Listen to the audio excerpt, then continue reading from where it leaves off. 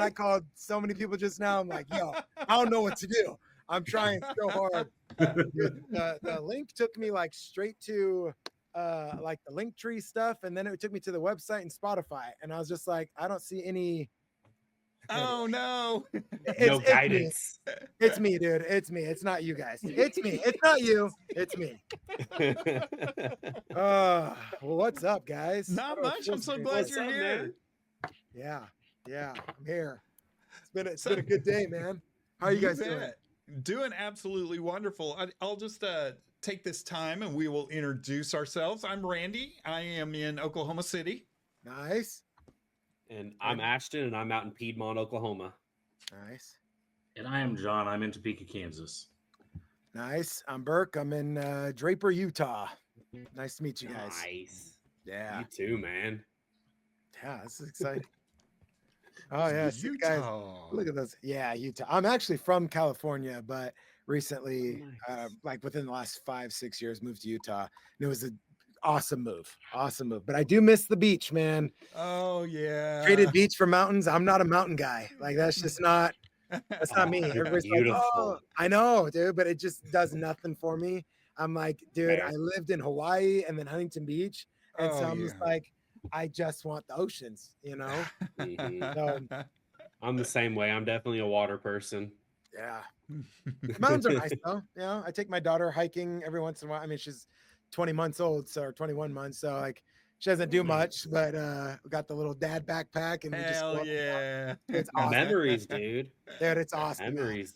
We just her and I, dude, we'll just talk about like whatever, just life lessons, do whatever. But yeah, it's awesome. Oh man, I That's love the shit. shit. So tell us about how the band's got started and what all you've got going on.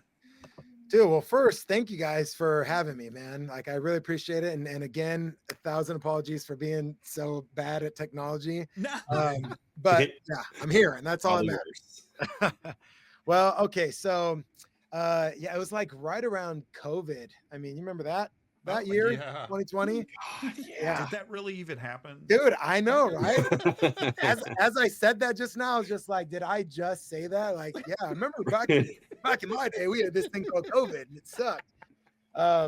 So yeah, during COVID, or like right before COVID start, I got invited to play at Sundance Film Festival, and they do this thing here in Park City in Utah, and I just moved to Colorado, but it's like a cool thing. Like all these big actors come and a lot of cool musicians come here and they perform. And so I got invited to have my own night, and it was like at the Music Lodge. Like John Legend performed there. One of the Jonas Brothers was there that performed in that same stage. And it's like this intimate room, like tiny room, 100 people max. And that's like jammed in. But somehow I scored a ticket to go play there. And so I played, and I met a dude named Charlie Colleen, rest in peace, from the band Train. And he was the bass player, wrote Calling All Angels, helped with Drops of Jupiter. Yeah, that band. And so we became buddies. He hit me up a couple months later and was like, hey, I'm working with this director and trying to get this movie thing going. I loved your set and your song. Do you have an album? And I did not have an album, but I go, yeah, I got an album. You know, what do you Here we go. He's like, yeah, we need it for like this possible thing. And anyway, none of that worked out like at all. But the moral of the story, it put a fire under me, and I hit up Jesse, who's in this picture with the hat, laying right next to me. He sorry for the viewers that are just listening, he's not currently laying right next to me. There's a picture. Figured I better get that out of the way. Like, wow, these So that's the kind of band it is. yeah, so that's the kind of band. Yeah. That's hilarious. So I hit him up and I was like, bro, we need an album. I've got a couple songs. Can you help me finish it? And so because it was COVID, we like had this place that I don't remember who it was, if it was his father-in-law's or something, but we had this like cabin out in Alpine, Utah, and we just wrote for like 2 weeks. Wrote probably 50 songs. Realized that not all of them were good, but a lot of them were like bangers. And so then we were like, we need a producer. And we met our own Randy Slaw, the dude in the glasses in the picture. Again, Laying not next to you I was about to say right sandwiched in between us. Yeah. with his Um, head touching your head. yeah, exactly. Caressing my hair. And we looked for like a few different producers in California and Utah, and we met Randy, and it was just like instant. This is the guy. Because my background, like I grew up, I've got older siblings, so I grew up to like Metallica, Megadeth, Korn, like a lot of like the metal scene. Mhm. And then kind of found my own way through Linkin Park and like Seether, Foo Fighters, of course, and Fall Out Boy. And then Jesse grew up in hip hop world, and so he a lot of rap, hip hop, and so to try to find a producer that was competent in both was kind of Mhm. tough. And not saying that there's not a ton out there, because I feel like rock music has a lot of those elements, but to the depth that we wanted it, you know. And Randy was like, "Dude, I like." He started spouting off like names, and I know this one, and blah, blah, blah, blah, blah. And we're like, "This is the guy." And then we had Nate, the I don't know how the other white guy. I don't know how else to say it. You know, I was like the only other white guy Fair. not wearing glasses. Fair. He was our drummer at the time when we were just a trio, and so we all started recording. And then the dude in the beanie, the other brown one, he's Jesse's older brother, and he was just smooth with the sampling and DJ stuff. And over 2 years, we started like recording, and it just was like all five of us working together. Eventually, the producer joined the band. It was like, I got to be a part of this, and we were like, we'd love to have you. That's the beauty about recording an album with people is you either realize you never want to work with them again, or you never want to work without them, you know? And that was the beauty of like, I've been in bands pretty much all my life, but this was the first band that everybody's vision matched. Um, Really dumb analogy, but it's like, you're making a smoothie, and if you've got chocolate and somebody brings banana, it's like somebody offers lime, you're just like, I'm not making that kind of smoothie, you know? But if you got peanut butter, or a little bit of coconut, not too much, it's like that's what we wanted, right? In this band. Mhm. And so I've had a few people that were, like I had like a few people that were, just not the right. Limes. Yeah, limes. Mhm. That I'm like, Yeah. hey, if I ever make a fruity smoothie, I'll call you. But for right Yeah. now, this is it. So that's the story. Now we finally release music love back it. on May 2nd. So Allbrook Station. Very That is cool. amazing. Before we get too much further, first of all, I just really want a smoothie now. I know, right? I'll have A my lime smoothie. my people will reach out to your people, and they'll do it. Awesome. I love it. Ship it. And you said you're releasing music now. Let's talk about that. Yeah. Your new song that's coming out, or it just came out, Sharpshooter. Yeah. Yeah. We had a Chimerical drop to May 2nd, Bad Dream drop June 6th, and then August 1st was Sharpshooter. What do you want to know? Well, I read a lot of the story, but let's get it from your mouth. The inspiration behind your song Sharpshooter, Sweet. and then after we go through that, Randy will play a short little clip of it for the viewers. Sick. Sharpshooter, like a lot of our songs were like heavy, hard hitting. Like again, Chimerical and Bad Dream were just like, we are a rock band. Boom, here it is. It's just in your face. Sharpshooter, I wanted that a little bit more intimate. I wanted it, as emotional, because when what we realize is when we strip away the drums, like at first the big drums, guitars, and all the layers, it's like I'm just vulnerable. It's just my voice, and like one guitar and a keyboard. And so we're like, well, let's make sure we're saying something. Let's make sure we're doing something. And Sharpshooter went through a lot of. We had a version that was almost a ripoff of the Black Parade from My Chemical Romance. Like almost like, okay, you're doing the exact same thing. Like we had a little intro, and then we like came in fast, and so Randy, our producer, was like, let's kind of make it its own thing. Like it doesn't need to be that. We already have that in the world. Let's do this. And so we just wanted something that was kind of an intimate kind of just kind of something more intimate and more emotional that people could just pay attention a little bit more to the lyrics. And the play on the words. I don't miss you anymore. I'm a sharpshooter. Obviously, sharpshooters don't miss, And it was kind of that thing. Like, who doesn't have a relationship that they're just like, I don't miss that, you know, or a job or a boss or a coworker or a band. Yeah. You know, it's like we all have felt that way where it's like, dude, I don't miss. I mean, I know who I'm thinking of when I wrote that song, especially Jesse, where I'm like, yeah, I don't miss those relationships. You know, I don't miss even some parts of me that I thought I had to be back in the day. I don't miss that. I love that, and that's a good play on words too. We try. We try. All right, we're gonna play a little bit of Sharpshooter. Wait. Well, it's a shame this couldn't last. Paid in full, waste of cash, camouflage, red is black. You know what's done is done. Keep the news to yourself. If you find somebody else, I don't miss you anymore. I'm a sharpshooter. Bang, bang on my door. You can't cry love when it's war. I don't miss you anymore. I'm a sharpshooter.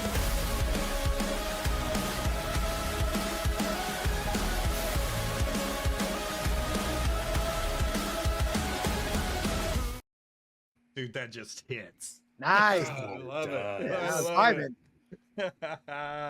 You I got do. an excellent voice, man. Hey, My- thank you so much. My follow-up question to that is I know that you're over that thing at the time. Like in 20 years, are you gonna sing this song? Is it gonna flash those memories back in your head and you're gonna be like, man, why did I write that? Oh, of those, yeah, those experiences. Yeah. That's a great. I haven't even thought about tomorrow, man. Like 20 years from now, you know. Here's the thing, man. I hope I'm singing this 20 years from now. I hope. Mhm. I hope that life goes that way, that I get to. And I think what's cool about that song, I'll use Bad Dream because this is more what just happened. We had a good buddy of ours lost his significant other, like right around the time that we released Bad Dream. It was a good buddy of mine. And like he asked me to go play at the Celebration of Life, and so they flew me out there and I performed it. And the thing was a mutual friend was like, hey, you should play Bad Dream. And I was just like, nah, it's not the song for like a funeral. And she's like, read the lyrics again. And all of a sudden, in new light, the song took on a whole different meaning. And so I'm assuming with Sharpshooter, that's going to happen. That, you know, I'll probably meet some people and have some things that there will be a new pain ascribed to the song, you know, which I think will keep it interesting and keep it alive for me, that it's not just like going back to that one thing. Because that's something Jesse and I didn't want to do in writing, was just take one event. We wanted to like take our whole lives so that it was something that you know, it wasn't just like this one traumatic moment. Like we've had a ton. We've had a lot, like some crazy stuff, man. Like our drummer's dad passed away. Our those two brothers, Jesse and Junior, when we were in LA recording with like an orchestra, they got a call that their brother had a heart attack, had to fly back to Boston, and then he passed away. My wife and I had a miscarriage while we were recording all these songs. Dude, it's just been like a ton of stuff. And so to answer your question, one, I hope I'm still singing this in 20 years. And two, I know there will be new pain that I can sing from. Right on. I love that. Yeah. Sometimes when you hear a song and you know that song is triggered by something, Yeah. I've always wondered, like, how does that translate for a musician down the road if they're still playing that song? Yeah. Because like any band out there that has like say their hit ballad, Yeah. that they might have wrote when they were 20 years old, and now they're, you know, the bands we listen to at this point, some of them are 70 and they're like, I don't want to sing that song anymore. Yeah. But Yeah, like, why did I even write that? they still play it. Yeah. You know what I mean? So Yeah. I was like, I'm gonna ask that question and see how this plays out.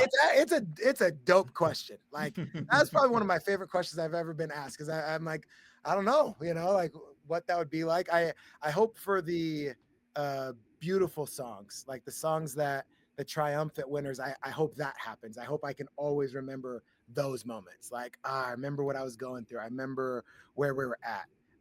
So yeah, I would use it. I'm going to use those for the winners, I don't want to say winners, but you know what I mean? The triumphant songs, the songs that don't hurt my heart, you know? Yeah. Right on.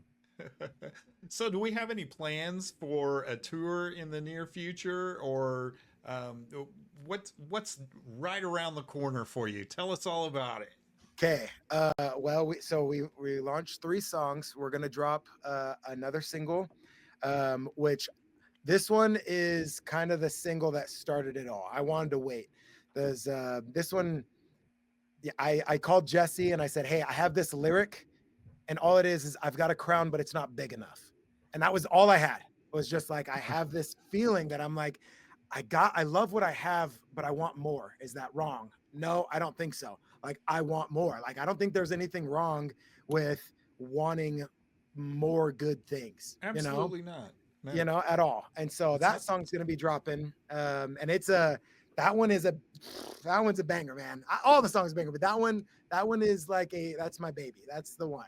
But right before that drops, we have our first ever debut show, August 26th. And that's kind of the big.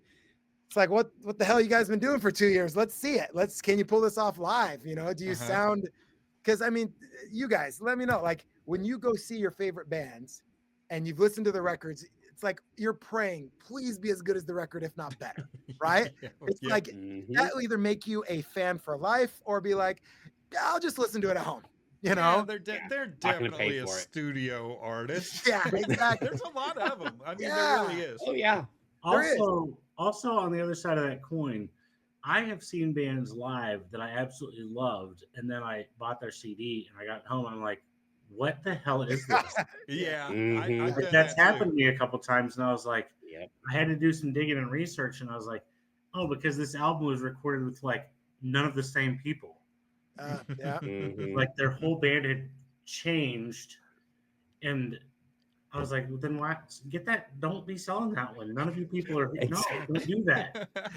Re-up that one. It was garbage. I want to hear what I just saw. Yeah. Well, we had so we've sent out our stuff to some management that's going to be looking at us. It's a showcase, so we've invited some important people to come watch. So it's like high stakes. I love it, dude. I love the pressure because for me, I'm like, if they didn't show up and I played to 5 people, you're still gonna get the show as if I'm playing to 50,000 because I love this. I'm like, dude, I love this. This is just like it's oxygen to me. It's like it doesn't matter who's in the crowd. But one of the cool moments we had an A&R guy, pretty well known, but we sent him one of our songs that's one of the later singles. Like you want to build up a fan base, then release that one. So we sent him that one. Like this is the big one. All he goes is like, oh, I'm so excited to see this live. And that was when I got like chills. That was when I was like, oh yeah, how are we going to do this one? Like, how do we do this live? So dude, like, I mean, there's practice and then there's rehearsals. And I learned this phrase a couple years ago that amateurs practice until they get it right. Professionals practice until they never get it wrong. Right. And so that's kind of like our mantra, where it's just like we're in this rehearsal studio and we're just like the show is from start to finish rehearsals. It's like, what are you doing in this moment? Where's the moment here? And what's being, and is the tempo good? And what about the key? Like it's an actual show. I saw my first show ever was Linkin Park. First show ever. Dude, I know. So it was, get this, Story of the Year opened, badass. They were amazing. Story of the Year, then Hoobastank, then POD, then Linkin Park. Oh, hell yeah. This is my first concert, dude. Hell yes. I thought all concerts were like that. And they're not. They're not. No, God, no. But like, dude, I saw Linkin Park come out and like Chester Bennington was floating on stage. Like just floating. And I'm like watching him. I'm a teenager and I'm watching and I'm like, that. I want to do that for the rest of my life. The way he made me feel just now, I feel like I'm floating. I feel invincible. I want to do that. And so again, then I saw Bring Me the Horizon. I saw Fall Out Boy, Foo Fighters, like all my heroes. And I was just like, okay, that's what it takes. It's like the show is perfect. The show is well rehearsed, but not to the point where it seems mechanical and, like it seems there's no love or passion in it. It's like they figured out that sweet spot of, okay, this is a professional show. People paid good money for this. And also here's the love and here's that heartbeat, So that's what's on our docket is August 26th is us inviting the world to see, 1, can we pull this off live? 2, like it's a new band and this is our first show, but it's not a new show and it's not a first show, if that makes sense. They're coming to see Yeah. the opener because it's just us on the show as the showcase. So I know Nice. people are expecting the opener, but they're gonna get the headliner. That's what I want. I want people being like, this is their first show. Like, dude, these guys are gonna take over the world. That's what I want. That'd be dope. It's gonna happen. It's gonna like I made it, there's no way it doesn't happen. So I'm just saying, it's like we're prepared, we've worked our butts off, we've had a lot of help and a lot of people helping us curate the show. And I think it takes a lot of, you know, like shoot, what's the word where like no ego, like humility. There we go. That's why I didn't know that word. I don't use that word a lot. But it takes a lot of that thing to have somebody rip your show apart. To have somebody look at it, somebody that you trust, somebody that's watched tours, big bands, and be like, hey, this part's sloppy, this dead air's got to go, you should be doing, you know, it was like, it was hard to like be open to do that, but that's kind of what you do when you're songwriting or when you're producing an album. Like when you have a producer that's like, hey, we gotta fill this part, or this part's a little weak, right? You kind of gotta be open to good critiques. That's for sure. Yeah. Really cool. Well, I have two more technically questions. One would be the best place to find you guys. Anybody's looking for you and they want to follow you and all that jazz. Nice. Yeah, I just saw the website. So, dude, I just found out today YouTube Music. Like, we're killing it there. Like, I did not know. Like, dude, Spotify. So, Bad Dream has 99,000 streams already on YouTube Music, which for us as a brand new band, and then Chimerical has around 93, 94. And then our YouTube music videos have around 80 to 90,000 views on those. And again, this is like 30 days as a brand new nothing, no major label, no, like it's just us. And I do want to say we have an awesome distribution company. We signed with Create Music Group, and I love them. Like, I know a lot of people have bad experiences with distribution companies, all that stuff. And I don't know if we just got lucky or if we just met at the right time, but I feel like they take care of us. Like, I feel like they actually care about our music and care about us. So I'd say the website, allbrookstation.com, YouTube is a great place. And you'll see there's this theme in all of my lyric videos where you always see I'm sitting up high. Like we saw the sharpshooter one. That was a 3-story building in Mexico, by the way. And the thing is, I'm terrified of heights. There's a video clip, like someday I'll release it, but of them like watching me try to climb that, dude. And I'm like shaking, and they're like, come on, you got to do it.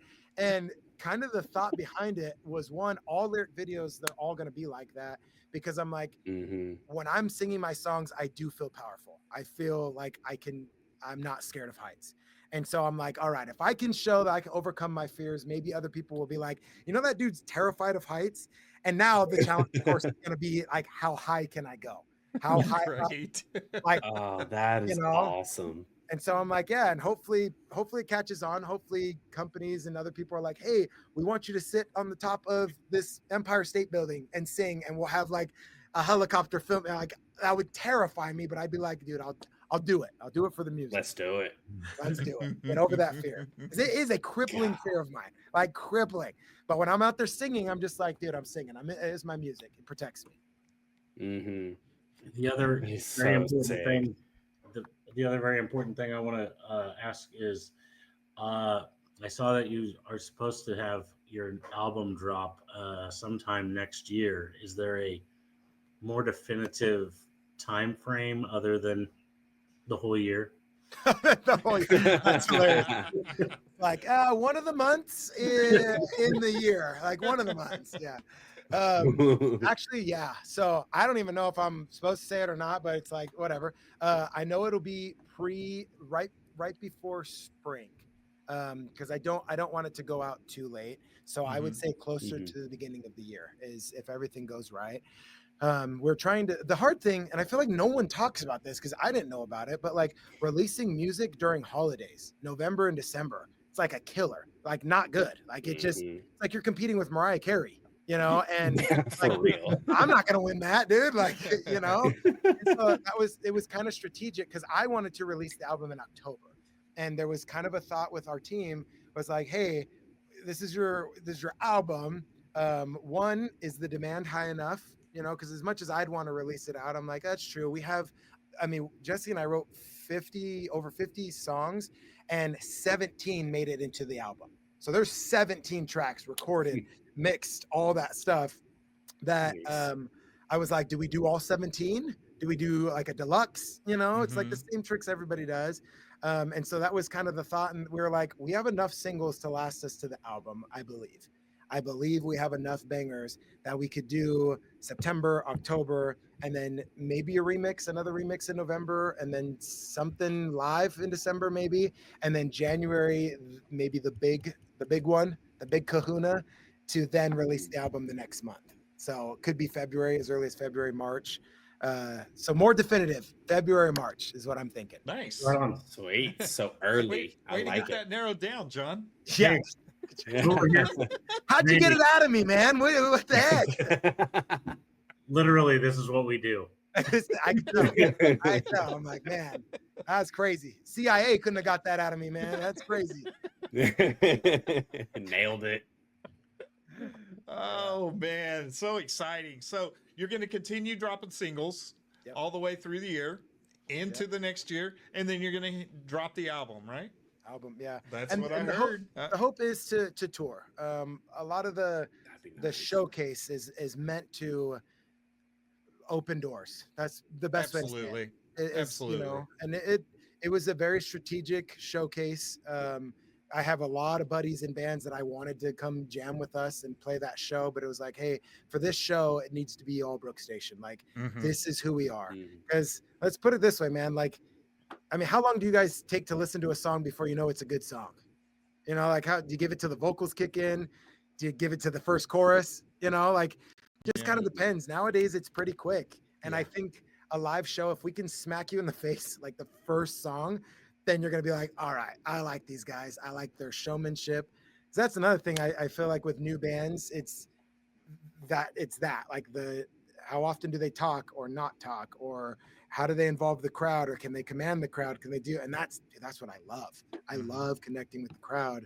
And so I'm like, yo, this is where I thrive, is live shows. I've been performing all my life. I love this. So we're hoping that we do great. And people see the value in bringing us on tour, and what we can provide as either openers or support or whatever, because that's what we want to do, is get the crowd hyped, get them going till the time we're headlining our own massive tours. Very cool. So when is this showcase? August 26th. It's coming up. August 26th. So everybody, good vibes on August 26th. Thank you. These guys I've got all of the you guys are gonna make it. You're gonna make it. It's for You've sure. got this. The confidence is great. And The music, the personality. You've done all the footwork, and I just know you're gonna set it on fire. Thank you. That means I never get tired of hearing that. No, I'm not, and I don't take it for granted either, because dude, there's so many good. It's hard not to be like, oh, Bad Omen's probably gonna drop a new album. It's gonna be a banger, or be like, dang, this new band is just killing it.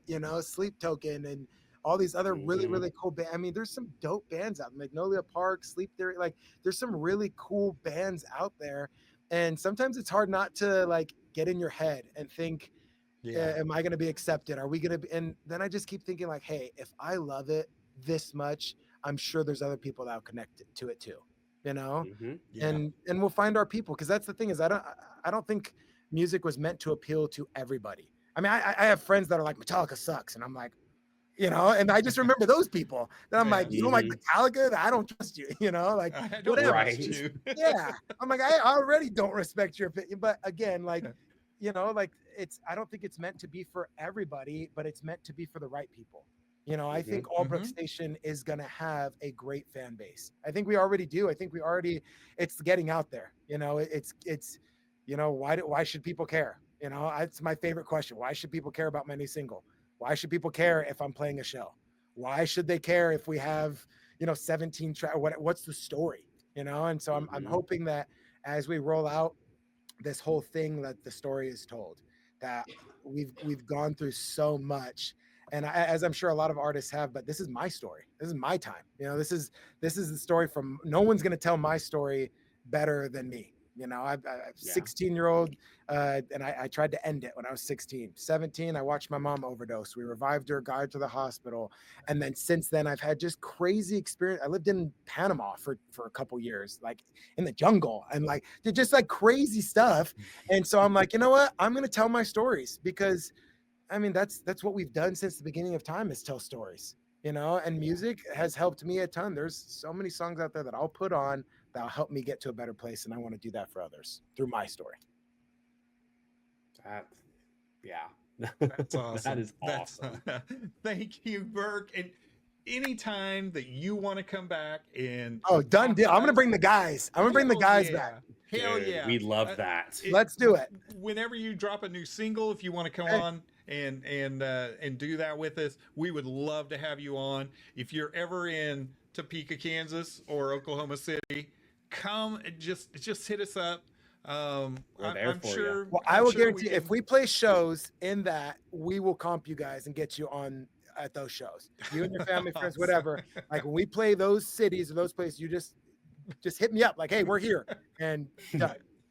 And in Oklahoma City, we have a photographer. And she's Add me at photographer. Yeah. Yep. She's good. Oh, that's awesome. Yeah, she's been listening to the whole interview. She's like, I want to photograph them. I get it. Yeah, come to Utah, man. August 26th. Come out here. Hell yeah. That'd be awesome. The guys are awesome too, man. Like they're good dudes. Good dudes. I love them. I appreciate that. Like I said, an open door. Once you're on our show, you're family to us. Thank you. And we want to do anything we can possibly do to help rise you up and get you noticed. Thank you, guys. I really appreciate that. And it does mean a lot, man, that you guys took the time to have it. There's so many artists out there. So thank you for taking the time to highlight Allbrook Station and let me tell my story. Thank you, guys. Awesome. Oh, man. You have a good evening, Brooke. Awesome. Talk to you guys later. Bye. Later, man. Burke, by the way, not Burke. Brooke. Yeah, I call him Brooke. Anyway, on that note, play us out. We